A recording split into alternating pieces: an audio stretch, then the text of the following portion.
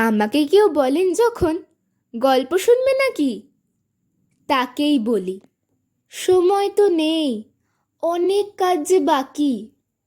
হাসতে হাসতে বলেন তিনি, এমন কি কাজ করো? এইটুকু এক পুচকে মেয়ে, এই পুতুলটা ধরো। তখন বলি, আমার এখন পুতুল দেখলে হাতে সবাই ভীষণ বকা দেবেন, পারবেই না থামাতে।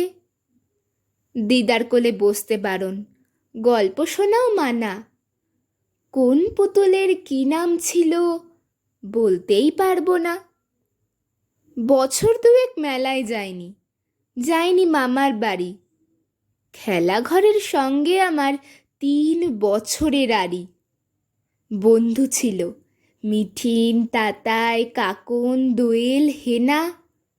সবাই এখন ভুলেই গেছে, চিনতেও পারবে না।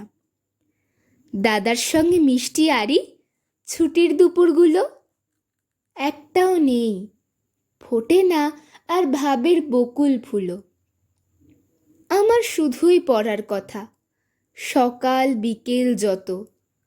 হেলা ফেলার সময় এখন নেই যে আমার অত। বাবার কোলে বসতে গেলেই বলে নাদর করে, যোগের অঙ্কে তোমার মতো কেউ কি বিয়োগ করে? মায়ের সঙ্গে লুকোচুরির সময় বলেন, না না, যেসব বানান ভুল করেছো সবই তোমার জানা। সেসব বানান 15 বার লেখার বেলায় ফাঁকি, বিজ্ঞান তো ধরাই হয়নি, সমস্তটা বাকি। দাদাও বলে, মাথায় তোমার মারবো একটা চাঁটি, শিখলে না তো কোনটা দোআঁশ আর কোনটা এঁটেল মাটি। দু চোখ টিপে ধরলে দাদার বলেন, মনে আছে ডোডো পাখির দেশটা কোথায়, কোন নদীটার কাছে?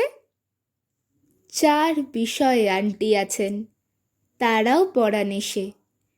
পড়তে পড়তে দু চোখ জুড়ে ঘুম এসে যায় শেষে। ঘুমোই যখন সবাই ভাবে ঘুমিয়েছি চোখ বুজে। কেউ জানে না স্বপ্নে খেলার সঙ্গী বেড়াই খুঁজে।